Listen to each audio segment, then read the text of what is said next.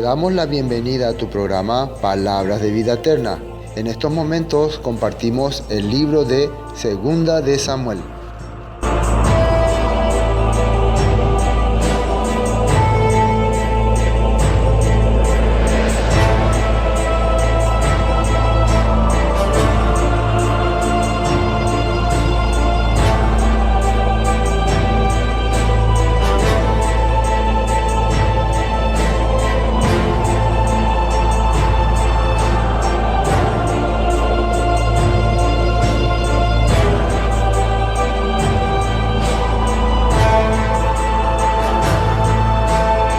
Segundo libro de Samuel, capítulo 9. Segundo libro de Samuel, capítulo 9. Ya entonces el capítulo 8 había terminado con David, que extendía su dominio y conquistaba los territorios, y también daba la lista de los que eran sus oficiales, ¿no? El versículo 15 dice el capítulo 8, y reinó David sobre todo Israel. Fue el primer rey que logró unir a las 12 tribus de Israel por completo. Por más que el rey Saúl era también rey sobre las 12 tribus de Israel, pero nunca estaban tan unidas. Siempre había alguno que estaba ahí perdido, alguno que estaba haciendo sus cosas por ahí. Siempre había así, el país no estaba unido. Pero con David ya se logró unir a las 12 tribus y además se eliminó a todos los enemigos que había. No quedó más enemigo. Hasta los amonitas, moabitas, filisteos, todos. Joab, hijo de Sarvia, era general de su ejército. Él es su sobrino, ¿no? Sarvia es su hermana de David. Y Josafat, hijo de Ahilud, era cronista. Y Sadot, hijo de Ahitob, y Ahimelech, hijo de Abiatar, eran sacerdotes. Seraías era escriba. Benaía, hijo de Joiada, estaba sobre los cereteos y peleteos, y los hijos de David eran los príncipes. Así era entonces su gabinete real del rey David. Ahora, el capítulo 9, ya entonces se puede decir que David está ya, ¿cómo se puede decir? Consolidado, los países enemigos conquistados, algunos le están sirviendo. Tiene esclavos, tiene las 12 tribus a su servicio, está todo tranquilo ya. Entonces, en ese momento, ¿qué ocurre? ¿Qué empieza a pensar? Y esto tiene una sombra profética también. Acá nosotros vamos a ver la parte literal y la parte profética, ¿sí o no? El mensaje secreto que la Biblia nos quiere revelar a través del Rúa, del Espíritu. Dice: dijo David, capítulo 9, versículo 1, ¿ha quedado alguno de la casa de Saúl a quien haga yo misericordia por amor de Jonatán? De repente empieza a acordarse de alguien. ¿Se acuerda de quién? Era Jonatán también, ¿no? ¿Quién era él? Al comenzar la escritura, al comenzar el libro de Samuel, habíamos hablado bastante de él, ¿no? El hijo de Saúl, el único que tenía la fe en el tiempo de Saúl, el que con su paje de armas había ido a combatir a los filisteos, y los filisteos habían sido derrotados aquel día por causa de la fe de Jonatán. Y el único que pudo entender que Dios realmente estaba trabajando con David, que la voluntad de Dios era que David guíe al pueblo. Él no era una persona, aunque tenía todas las cualidades para ser rey, pero él entendió a quien escogió Dios para ser rey es a David. Por tanto, era una persona que tenía la fe, pero acompañó a su padre hasta el final, y tristemente él murió también en la guerra contra los filisteos. Pero antes, ¿qué había ocurrido? Y justamente aquí vamos a ver algunos textos que hablan, ¿no?, de ese acontecimiento. Vamos a Primera de Samuel primero. Primera de Samuel, capítulo 20. Primera de Samuel, capítulo 20. Vamos para recordatorio. Primera de Samuel, capítulo 20, desde el 15 vamos a leer. Desde el 15 para entender mejor. Primera de Samuel 20, 15. Y no apartarás tu misericordia de mi casa para siempre, cuando el Eterno haya cortado uno por uno los enemigos de David de la tierra, no dejes que el nombre de Jonatán sea quitado de la casa de David. Esto es una charla que están teniendo ellos, porque ya Saúl quería matar a David y David tuvo que huir. Después se encuentran con Jonatán y hacen un juramento, hacen un pacto. Y en ese momento Jonatán le dice: cuando Dios haya eliminado a todos tus enemigos, por favor, no elimines a mi familia. Porque era la costumbre de cuando cae un linaje, eliminar a toda la descendencia de ese linaje. Porque sí o sí, el linaje que quedó va a querer reclamar el trono. Ahora, ¿por qué esto? Esto vamos a entender un poco por qué eso ocurría. ¿Por qué se quiere reclamar el trono? Porque en aquel tiempo el puesto de rey era como propiedad. ¿Saben ustedes eso? Un rey era como dueño del país. No era alguien que era nombrado por voto ni nada. Era dueño. Entonces el país le pertenecía, la tierra le pertenecía, todo era suyo y de su descendencia. Entonces, claro que si se le derrocaba a un rey y ese rey tenía a su descendiente, los herederos legítimos eran su descendiente. Entonces, por más que en ese momento sus descendientes no tenían fuerza, pero en algún momento iban a crecer y iban a decir: yo era el heredero legítimo y este señor vino y usurpó el trono. Porque siempre el que estaba antes es el que tiene más derecho. ¿Me entienden, no? Como un terreno. El que compró primero es el dueño legítimo.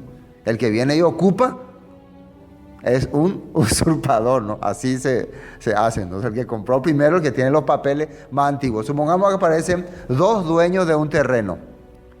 ¿A quién se le va a dar más validez? Así aparecen dos dueños. Este es mi terreno, este es mi terreno. Y los dos tienen papeles. ¿A quién se le da más? ¿A quién va a ser más válido? El que compró primero, ¿no? El que dice 1980 firmado, el que tiene 2017, no vale, ¿no? El que tiene más antigüedad es el que vale. Bueno, de la misma manera, ante el reino, el que estaba más antes es el que tiene poder. Por eso, cuando un rey o cuando un grupo quería derrocar a un trono, tenía que eliminar a toda la descendencia, al nieto, al tataranieto, al bisnieto, a heredia. Entonces ya no quedaba herederos. Y Jonatán sabía esto. Jonatán sabía esto. Yo sé que Dios te va a poner a vos como rey. Y yo no soy de tu linaje. Nosotros somos de la casa de Saúl, tribu de Benjamín.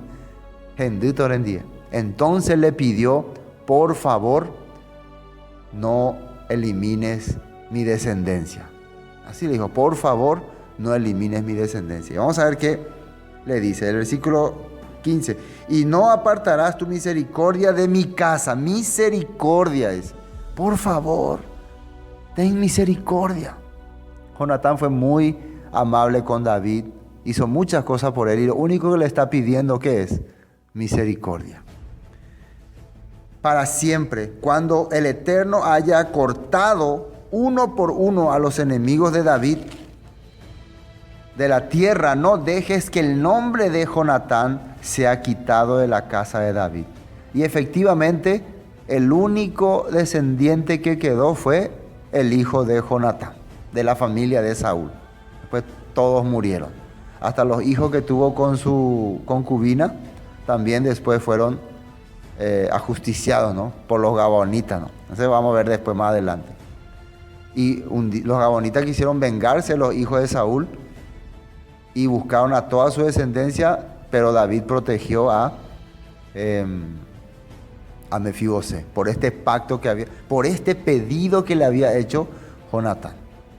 Imagínense el corazón de Jonatán hasta dónde ya llegaba, hasta que transmitir misericordia por descendientes que tal vez él todavía no vería, si él está pidiendo. Después, así hizo Jonatán pacto con David, con la casa de David, diciendo: requiéralo el Eterno de la mano de los enemigos de David. Y Jonatán hizo jurar a David otra vez, porque le amaba, pues le amaba como a sí mismo.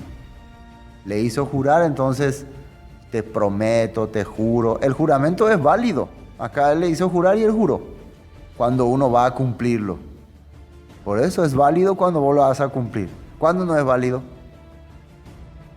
Cuando vos jurás y sabes muy bien que no vas a poder cumplir. Ahí vos te estás autocargando una culpa. Ahora fíjense lo que dice aquí en el versículo 42. Y Jonatán dijo a David: vete en paz, porque ambos hemos jurado por el nombre del Eterno, diciendo: el Eterno esté entre tú y yo, entre tu descendencia y mi descendencia. Y esto es clave para mí, muy clave. Quiere decir que en el futuro alguien de la descendencia de Jonatán formaría parte del trabajo que haría alguien de la descendencia de David. ¿Quién sería? Uno de la tribu de Benjamín. ¿Quién es la tribu de Benjamín más conocido? Saúl. Saúl es de la tribu de Benjamín. Entonces, lo que nosotros vimos como dureza, como insensatez, como algo terrible en la tribu de Benjamín en el pasado, por lo que había ocurrido antes en el tiempo de los jueces y por lo que ocurrió con el rey Saúl, por la fe de Jonatán se está restaurando. Así podemos ver. Por esa fe viendo más allá. Fíjense que Jonatán está viendo más allá. Se está restaurando. Quiero que mi descendencia y tu descendencia, ahora tal vez nosotros por la situación vamos a tener que separarnos, pero quiero que nuestros descendientes en el futuro trabajen juntos, sean uno por el reino, como me hubiera gustado hacer a mí. A mí me hubiera gustado ser tu compañero, ser tu ayudador, trabajar contigo para llevar la palabra, el mensaje a las naciones. Pero aquí ellos tienen que separarse por esta causa. Entonces, fíjense, eso nos hace entender que Jonatán es una persona de fe, de mucha fe. Jonatán dijo a David: vete en paz, que ambos hemos jurado por el nombre del Eterno, diciendo: el Eterno esté entre tú y yo, entre tu descendencia y mi descendencia, para siempre. ¿Hasta cuándo dijo? Para siempre. Para siempre. La descendencia de David y la descendencia de Saúl. Y se levantó y se fue, y Jonatán entró en la ciudad. Bueno, así hicieron ellos el pacto. Volviendo a 2 Samuel capítulo 9. Ahora, David ahora se está acordando de esto. Se está acordando de ese pacto, está acordando de esa promesa y está queriendo cumplirlo. Está queriendo cumplir ese pacto que había hecho con Jonatán. Esto también se puede recrear con el mismo pacto que hizo Elohim con Abraham, de que su descendencia viviría 400 años como esclavos en una tierra, pero al cabo de un tiempo él iba a venir y los iba a liberar, los iba a sacar. Entonces el Eterno siempre se acuerda de sus proyectos y de sus planes. David es conforme al corazón del Padre.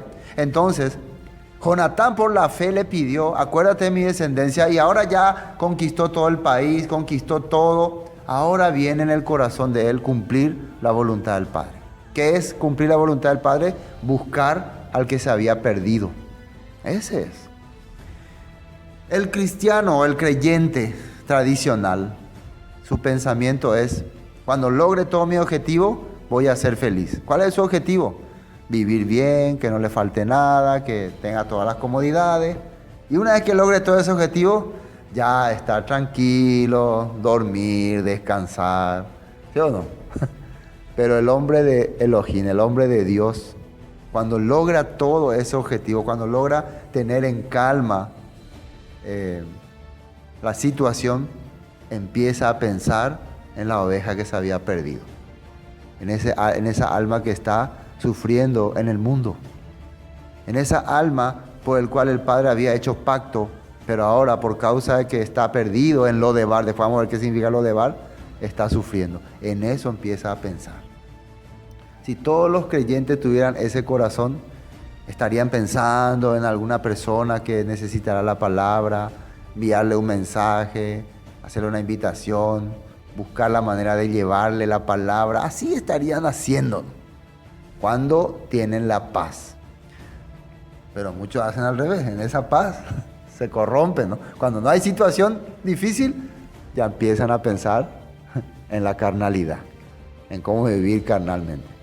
Cosa que también le va a pasar después a David. Pero vamos a continuar. Ahora, ¿qué pasó aquí? Versículo 2. Había un siervo de la casa de Saúl. Fíjense que este siervo pertenecía a la casa de Saúl. Y aquí ya se ve la misericordia de David porque le contrata a este siervo para que trabaje con él. Y normalmente un rey eliminaba a todos los opositores. Pero David es diferente. David tiene un corazón diferente y contrata a este siervo. Dice, había un siervo de la casa de Saúl que se llamaba Siba, al cual llamaron para que viniese a David, y el rey le dijo, ¿eres tú Siba? Y él respondió, tu siervo. Debió Siba, Ina. ¿Por qué le llamaron a él? Porque todos los que estaban en ese momento trabajando con David eran ya personas que no estuvieron muy ligadas al gobierno de Saúl. Pero este Siba conoce lo que era el tiempo de Saúl, la gente, si habría alguien de la familia de Saúl a quien yo pueda hacerle misericordia. Porque para ese tiempo que la mayoría estaban perdidos, todos se escaparon, todos corrieron. Si conoce a alguien que necesite de mí, por favor. El rey dijo, no ha quedado nadie de la casa de Saúl a quien haga yo misericordia de Elohim. Y Siba respondió al rey, aún ha quedado un hijo de Jonatán lisiado de ambos pies. Ahora, había un pensamiento, antes de continuar con esta parte, de que cuando un rey preguntaba por los descendientes del antiguo rey, que era para ajusticiarlo. Había ese pensamiento. No hay todavía nadie de la casa de Saúl que acá dice a quien yo haga misericordia. Pero lo normal que un rey pregunte a quien nosotros tengamos que eliminar. Entonces, cuando el rey dice a quien yo haga misericordia, medio que le vino como duda esto a Siba. ¿Será que realmente quiere hacer misericordia? Entonces le cuenta que hay uno, que él conoce uno, pero que está lisiado, o sea que es paralítico.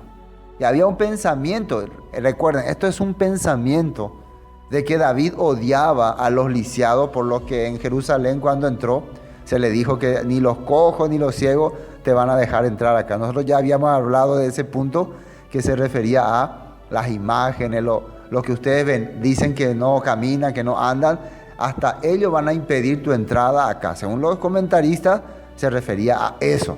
Pero se creía, por eso es que llegó ese pensamiento hasta nuestros días. Se creía que realmente se refería a los cojos, a los lisiados, y que David aborrecía ver ese tipo de gente. Si eso es cierto, entonces David no tiene el corazón del Padre, ¿sí o no? ¿Cómo David va a aborrecer a personas que tengan algún problema por su estado físico?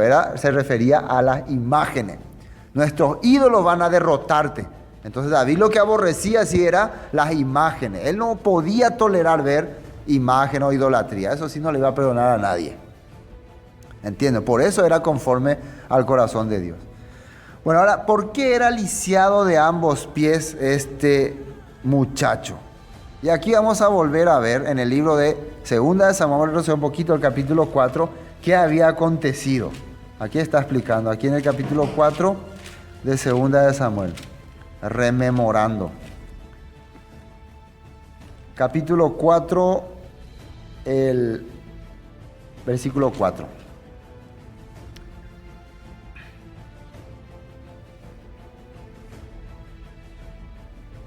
Dice, y Jonatán, hijo de Saúl, tenía un hijo lisiado de los pies. Y ya comenta después de que fue asesinado Isboset, el hermano de Jonatán, por esos dos sicarios, ¿no? Dice que tenía un hijo lisiado de los pies, dice. Tenía 5 años, Mefiboset tenía 5 años de edad cuando llegó a Jezreel la noticia de la muerte de Saúl. Jezreel era el lugar donde estaba el campamento de Saúl. Llegó la noticia de que el ejército de Saúl había perdido la guerra, entonces todos se desesperaron. De la muerte de Saúl y Jonatán. Entonces su nodriza, que le cuidaba, ¿no?, le tomó y huyó. Mientras iba huyendo apresuradamente, se le cayó el niño y quedó cojo. Su nombre era Mefiboset. quedó cojo. Y agarró al niño 5 años, vamos, y corrió, y se cayó, dice. Y no sabemos, se rompió el tobillo, se rompió algo. En una serie mostraba que le pisó un carro, ¿no? Puede haber ocurrido también algo así. Lo que sí, se quedó cojo. Entonces podemos decir que una desgracia, ¿no? Ocurrió una desgracia. Muere su abuelo, muere su papá, él intenta huir con su nodriza y queda cojo. ¿Qué más le puede ocurrir? Terrible, ¿no? Entonces, con el niño ya ahí, enfermo, cojo, llorando, ¿qué podía hacer esta mujer? Sabiendo que Saúl murió, sabiendo que ahora va a ocupar el trono otro hombre, otro rey que Saúl quería matar, ¿qué le habrá venido en su mente? Nos van a perseguir, nos van a ejecutar. Entonces, huyó, escapó con el niño. Se fue lejos, escapó, se borró del mapa, pero llevó al niño lisiado. Eso fue lo que había ocurrido, ¿no? Volvamos a... No, entonces, por eso era lisiado. Versículo 4. Entonces el rey preguntó, ¿dónde está? Esta es la clave. ¿Dónde está? ¿Dónde está ese niño? A él le interesó que ha recibido tanta desgracia. ¿Dónde está? Y miren lo que le dice Siba. Y Siba respondió al rey, he aquí está en la casa de Maquir, hijo de Amiel, en Lodebar. ¿En qué lugar está Mefibosé? En una región que generalmente es usada por los refugiados, por los exiliados. Hay una zona donde David permitía que todos esos que habían sido rebeldes a su reino vayan y vivan ahí. Y no le hacía nada, pero alejado de la ciudad. Se llamaba Lodebar. La palabra Lodebar quiere decir no palabra. O lugar donde no hay palabra. Tiene sentido, ¿no? Porque Dabar es Lodebar, quiere decir palabra, y lo es no. ¿No? Es como lo a mí, no pueblo, ¿no? Que vamos a ver después cuando empecemos a Osea. Lodebar. Entonces quiere decir no palabra. No hay no hay escritura. No hay escritura. No hay mensaje. Entonces, proféticamente, ¿qué significaría?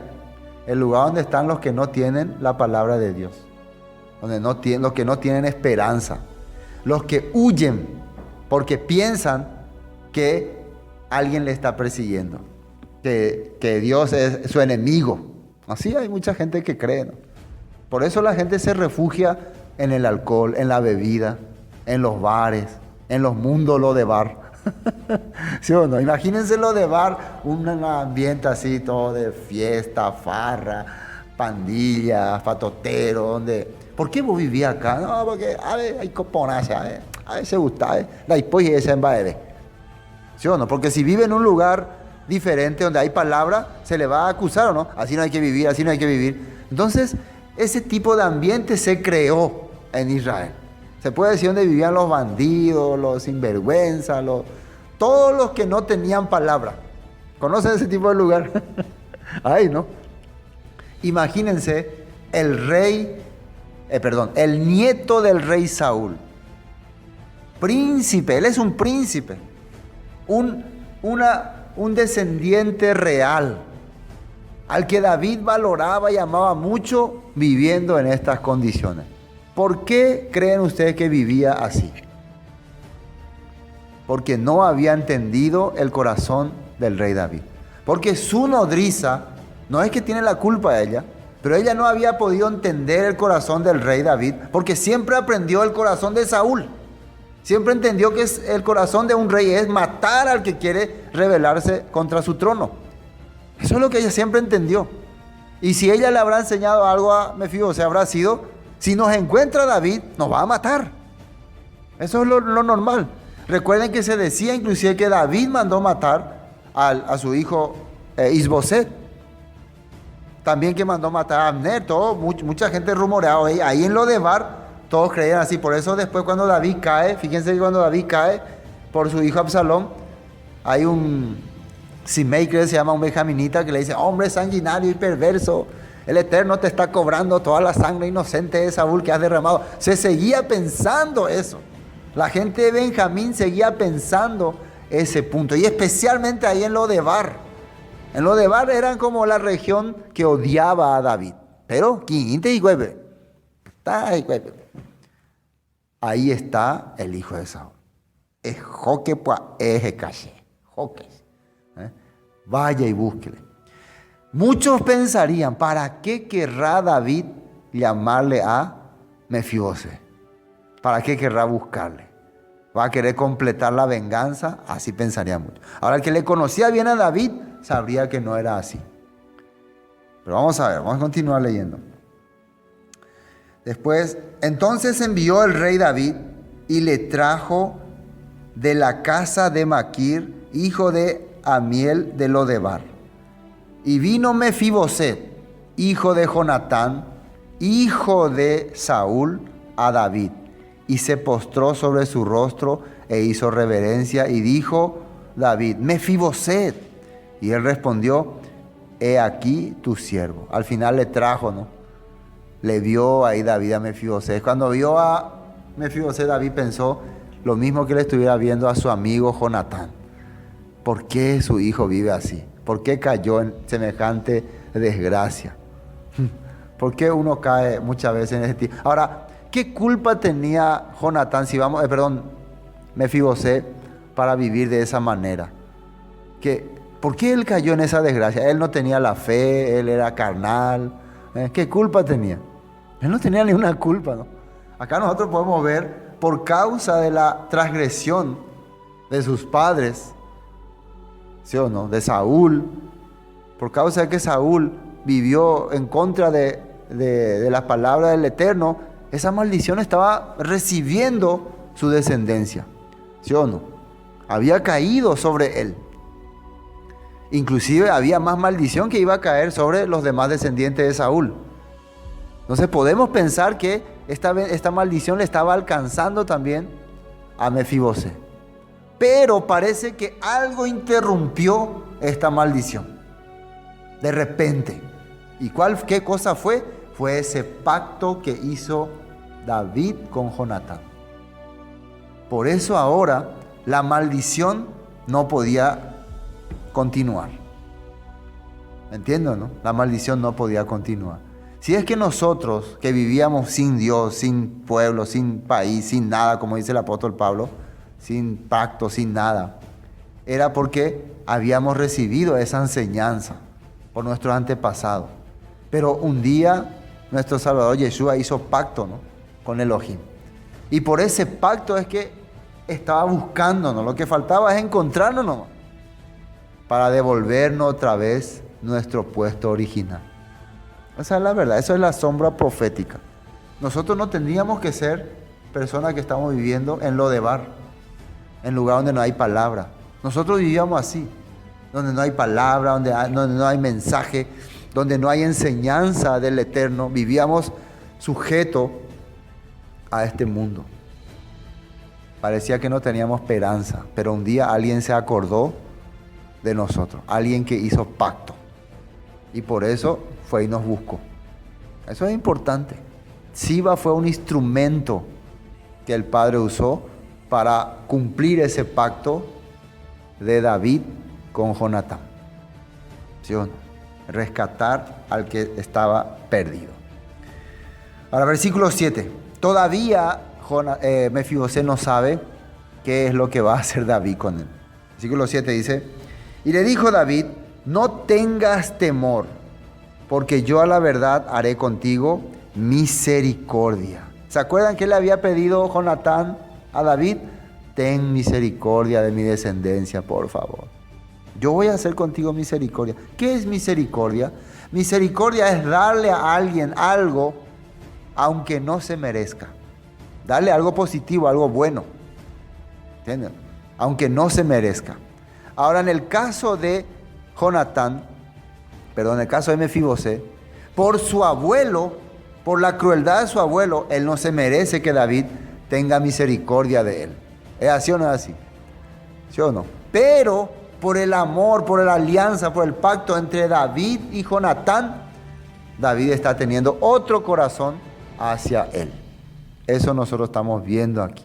Por esa misericordia Dios se está acordando, David se está acordando de él. Y miren lo que le dice. Dice, a la verdad haré contigo misericordia por amor a Jonatán tu padre, dice.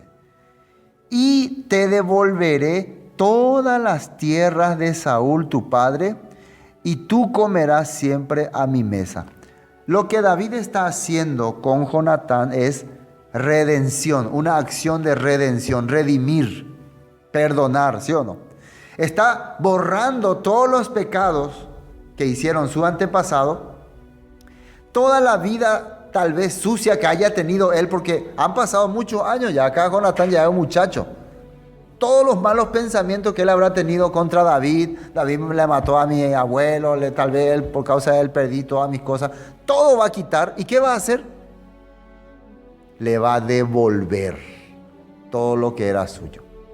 Eso incluye propiedades, terrenos, riquezas que tenía un rey. Un rey no tenía poca cosa, territorios inmensos.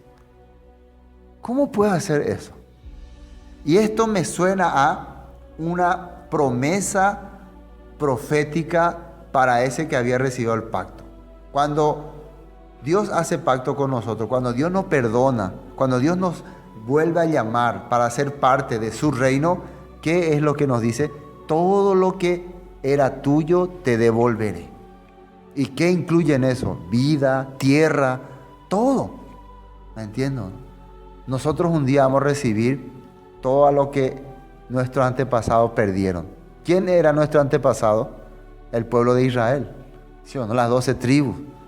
Vamos a recibir otra vez un reino. Vamos a estar al lado del rey, ¿sí o no? El rey nos mandó a llamar, nos va a sacar de Lodebar, nos va a sacar del lugar donde no hay palabra y nos va a volver a traer a nuestra tierra, como está escrito en Ezequiel, como está escrito en Jeremías, en Isaías. Todas esas promesas se van a cumplir. Amén. Sí. Entonces, ser redimido, recibir redención, no es solo que se borren todas nuestras maldades, todos nuestros pecados, sino también que nos repongan al lugar donde se nos había prometido, que es la tierra de Israel, al lado del rey, gobernando con el rey. Eso es la salvación. Amén. Eso es la salvación. Imagínense a Mefibosé, no podía creer. Yo que estaba en un mundo acabado, yo no sabía quién era este hombre, este era mi amigo. Se habrá sorprendido, ¿no? Y también imagínense la cara de la nodriza, si es que vivía todavía, si es que estaba todavía con ella, con él. Todos estos años me había equivocado. Todos estos años tenía el corazón de Saúl. Saúl, que representa la carnalidad, la ambición, la codicia. Todos estos años no pude entender que había un hombre conforme al corazón de Dios, que me amaba, que quería lo mejor para mí. No entendía eso. Por eso la gente vive en pecado, en suciedad, porque no conoce al Dios verdadero. Por eso. Pero continuemos. Después, tú pues, entonces el rey llamó a Siba. ¿Dónde me quedé? 7, ¿no? Y le dijo, no temas, no tengas temor, porque yo a la verdad haré contigo misericordia por amor de Jonatán tu padre, y te devolveré todas las tierras de Saúl tu padre, y tú comerás siempre a mi mesa. E inclinándose, dijo, ¿quién es tu siervo para que mires a un perro muerto como yo? ¿Cómo se presentó Mefibosé? Soy un perro muerto. ¿Qué quiere decir un perro muerto? ¿Para qué sirve un perro muerto? El perro de por sí es un animal no kosher, no inmundo. Y muerto, peor, ¿no? O sea, Señor, yo soy una basura. No solamente él estaba hablando por su condición de enemigo de David, sino porque como persona él no servía para nada. Un cojo, un paralítico, no sirve para nada. No tiene valor en esos lugares. Yo no sirvo, yo no soy una persona que valga la pena. Así se considera. ¿Ustedes creen que el cristianismo tradicional Después de escuchar que Jesús murió por sus pecados y le salvó una vez y para siempre, tiene ese concepto. Acá Mefibosé está hablando después de escuchar todas las bendiciones que David va a tener con él. No es que está hablando para que se le tenga misericordia. Después de haberse enterado que David es un hombre que tiene otro corazón, que hizo pacto con su padre, que le va a devolver todas sus tierras, que le va a hacer sentar a su mesa, que va a comer con el rey, que va a ser prácticamente un príncipe, él habla, yo no soy nadie. Pero el creyente de hoy, no, yo soy un hombre de fe. Nosotros tenemos la fe, Cristo está con nosotros, gracias al Señor, vamos a avanzar. Al revés, nuestra mentalidad. Por eso la gente hoy no puede más escuchar. Están en Lodebar, donde no hay palabra, no palabra. Ya la palabra no cabe en sus corazones, porque están muy satisfechos. David tenía unos hijos, ¿no? Después vamos a hablar de ellos, ¿no? Amnón y Absalón. Mientras Mefibosé vivía en esta manera, sus hijos como vivían en abundancia. Siempre vivían con todas las comodidades. Siempre supieron lo que era el poder, la fuerza. Por eso no van a entender lo que es la misericordia. Y vamos a ver más adelante después sus corazones. Ellos son una sombra del creyente que se siente que tiene todos los privilegios, que merece todos los privilegios. Esa es su característica. Pero Mefibosé, no, yo no soy digno. Aunque me entregue toda la propiedad, todo. ¿Qué es lo que voy a hacer si yo no puedo ni caminar? Yo soy un perro muerto. Yo no sirvo para nada. Esa es la realidad del hombre. Por eso Dios veía el corazón de esta persona y quería darle la gracia. No era solamente David.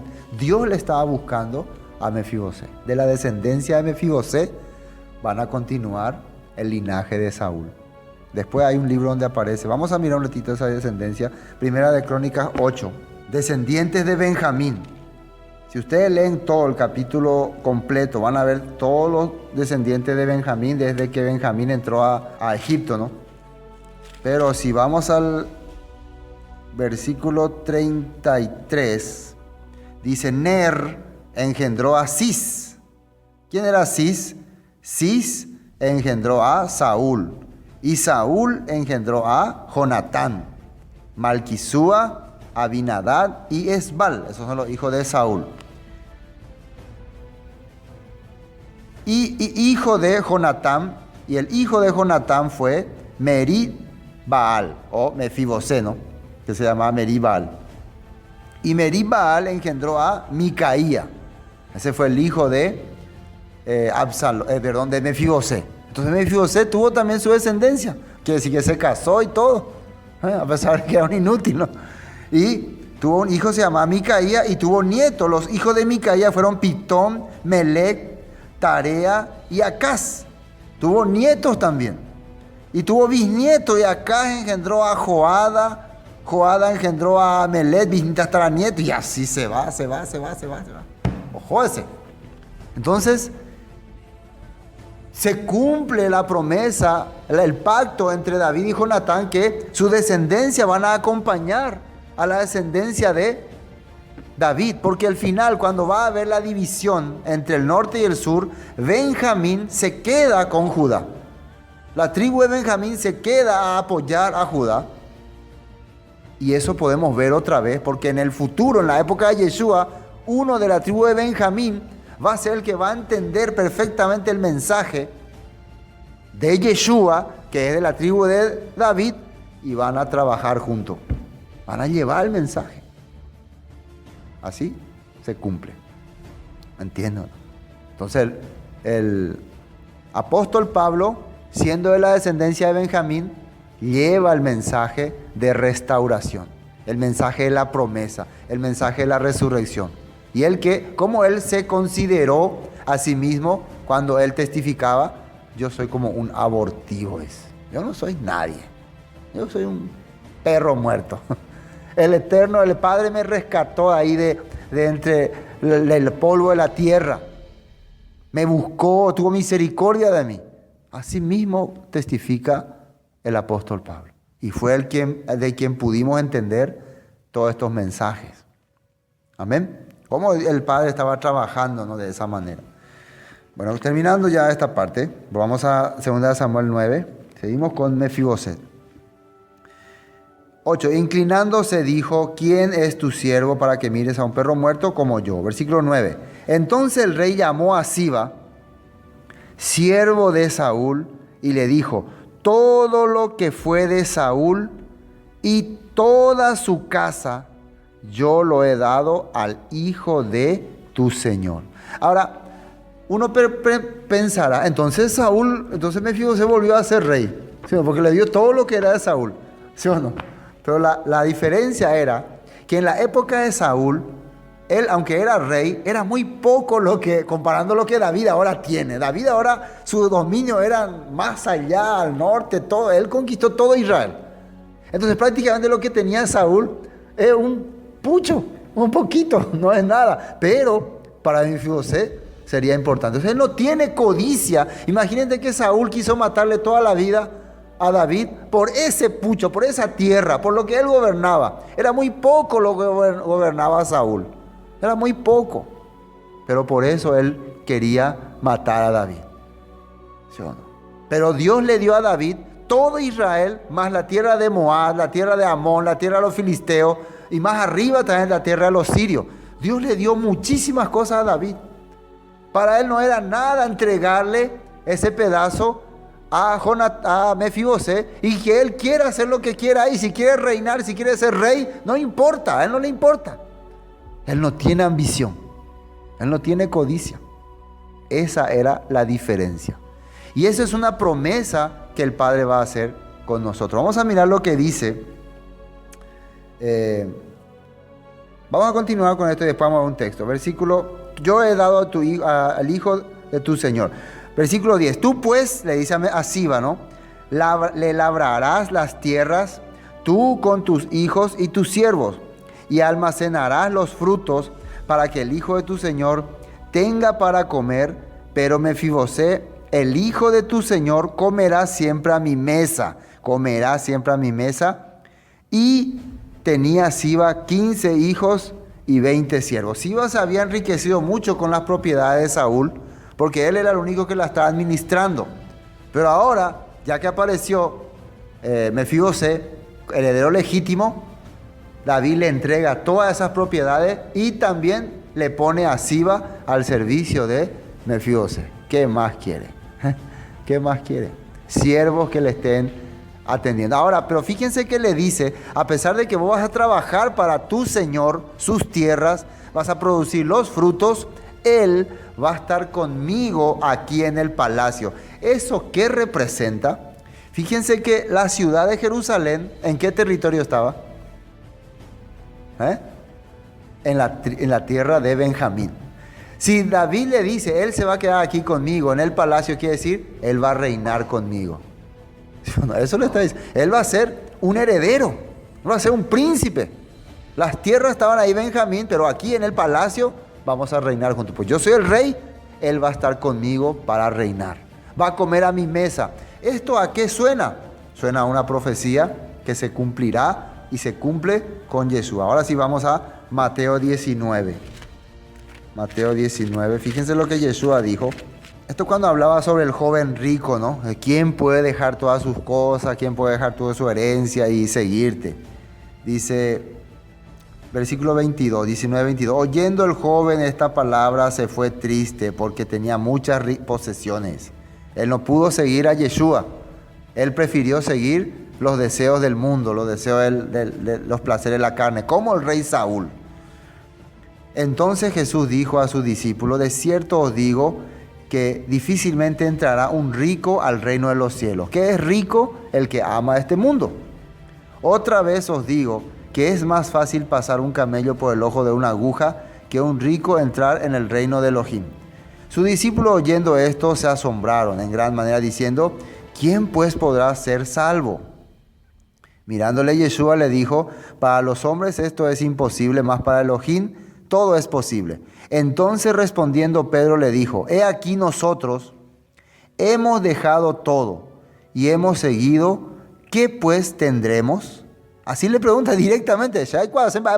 ¿Se puede recota algo UPI? Así pregunta, ¿no? Ahora vamos a ver qué le responde Yeshua. Va a poder haber recompensa para el que decide caminar con Yeshua. Y Yeshua le dijo, de cierto os digo que en la regeneración, esa palabra es clave, en la regeneración, quiere decir que cuando todo vuelva a su forma original, cuando todo vuelva a ser regenerado, ¿sí o no? Cuando todo vuelva a su forma que el Padre planeó en la regeneración, dice, cuando el Hijo del Hombre se siente en el trono de su gloria, dice, vosotros que me habéis seguido, también os sentaréis sobre 12 tronos para juzgar a las 12 tribus de Israel. ¿Sí o no? ¿Cuántas tribus de Israel hay? 12 tribus. Y si David le está dando todas las propiedades a Mefibosé, prácticamente le está poniendo como soberano de Benjamín, para reinar sobre Benjamín. ¿Y desde dónde se va a reinar Benjamín? Desde Jerusalén, desde el palacio, con el rey. David reina todo Israel, Mefibosé reina sobre Benjamín. Es como una corregencia. Se puede entender así como, acá en Asunción está el presidente y está el intendente, ¿no? ¿Sí o no? O está el gobernador de Central. ¿Sí o no? Por más que está el presidente manda por todo el país y el gobernador manda por el departamento central. Entonces prácticamente David le está dando toda la autoridad sobre Benjamín a Mefibosé. Proféticamente la Biblia nos está enseñando que también en el futuro él a su discípulo le daría autoridad sobre las 12 tribus de Israel. Esos discípulos no eran cualquier vago, eran reyes, iban a ser reyes. ¿Qué les parece? Antes, ¿quiénes eran? Cobradores de impuestos, publicanos, pescadores, celotes, guerrilleros. ¿Para qué se estaban preparando? Para reinar. ¿Sí? David rescató a Mefibosé para que sea rey, para que sea gobernador. En el tiempo de Saúl, en el tiempo, de Salomón, Salomón puso un gobernador, o también se llamaba virrey, en cada tribu, que gobernaba, que rendía tributos, y así se hizo fuerte el país. Entonces la Biblia está hablando de que eso va a ocurrir en el pasado, dice, para juzgar a las 12 tribus de Israel. Ahora, algo que escribió el apóstol Pedro, vamos a mirar en Hechos, vamos a mirar un poco, cuando les habla acerca de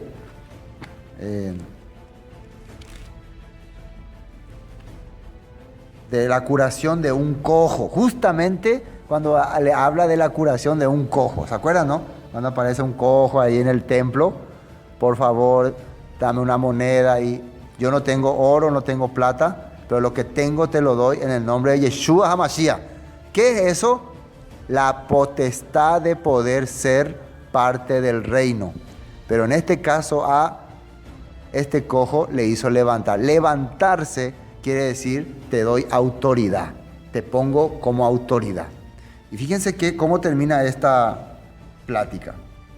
El 6 dice, Hechos 3:6 dice, mas Pedro dijo, no tengo plata ni oro, pero lo que tengo te lo doy en el nombre de Yeshua HaMashiach de Nazaret. Levántate y anda.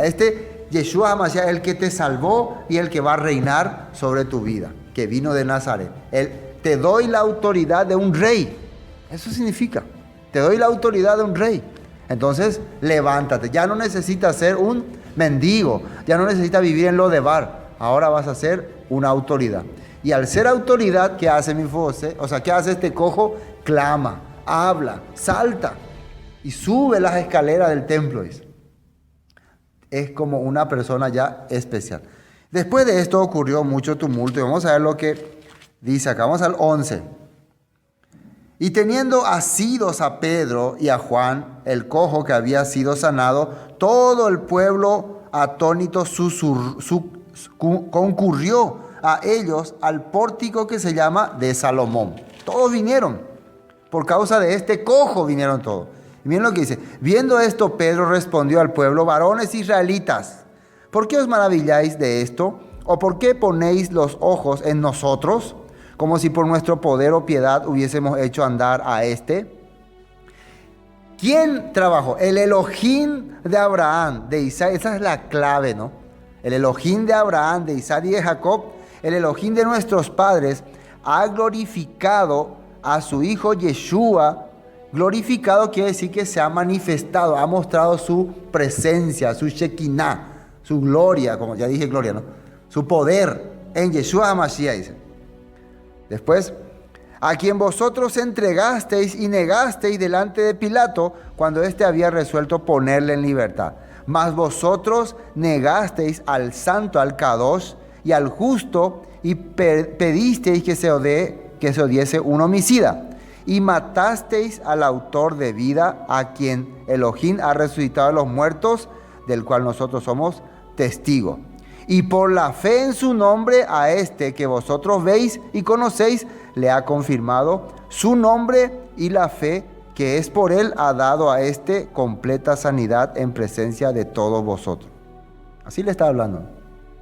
Mas ahora, hermanos, sé que por ignorancia lo habéis hecho, como también vuestros gobernantes. Pero Elohim ha cumplido así lo que antes había anunciado por boca de todos sus profetas, que su Mesías había de padecer.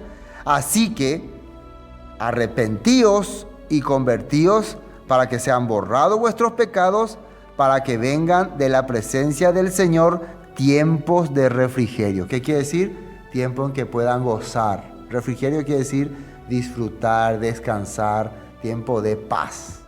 Quiere que se arrepientan, regresen a la palabra. ¿Qué era lo de Bar? Sin palabra. Entonces ahora es con palabra, ¿no? Antes era lo de Bar.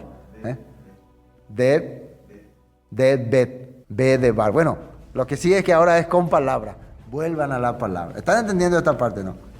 Dice, así que arrepentíos y convertíos, para que sean borrados vuestros pecados, y para que venga de la presencia del Señor tiempos de refrigerio.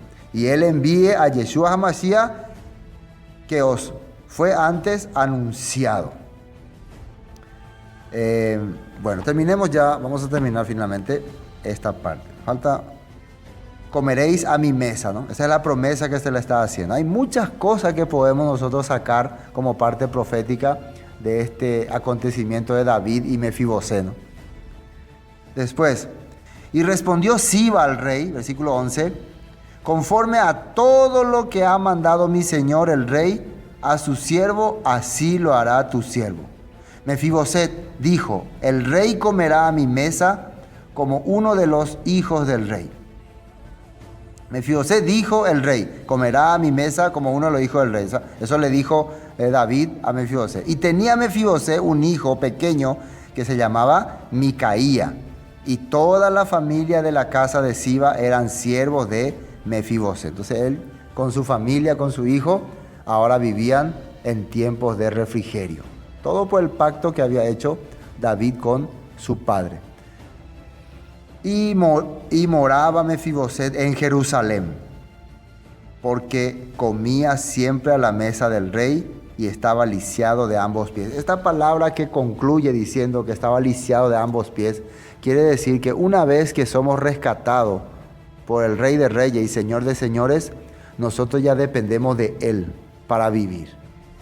Sí o sí dependemos de Él. Una vez que ya Él nos rescata, Él nos saca de ese mundo donde vivíamos, nosotros netamente dependemos de Él, no dependemos de nuestra propia obra. Y lo que van a hacer los demás, los que están ahí al lado de David, van a empezar a desprenderse de David por confiar. Tanto sus generales, sus hijos, van a empezar a actuar de una forma extraña, ¿no? ¿Por qué? Ellos sienten que pueden hacer todavía las cosas. O sea, lisiado de ambos pies quiere decir, yo no puedo hacer nada. Yo no puedo. Sin David, ya Mefiboset no podía hacer nada. ¿Esto qué quiere decir? Jamás Mefiboset iba a querer rebelarse contra David. ¿Sí o no? Porque él es lisiado. Entonces, un lisiado, ¿cómo va a poder dirigir un ejército? ¿Cómo va a poder dirigir una batalla? Nada. La vida de Mefiboset sí o sí dependía de David. Por eso él tenía confianza y paz. Eso fue lo mismo que hizo en el tiempo de Saúl. Él ya no dependía más de...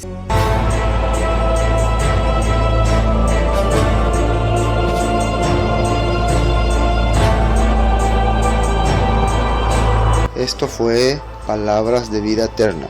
Segundo libro de Samuel,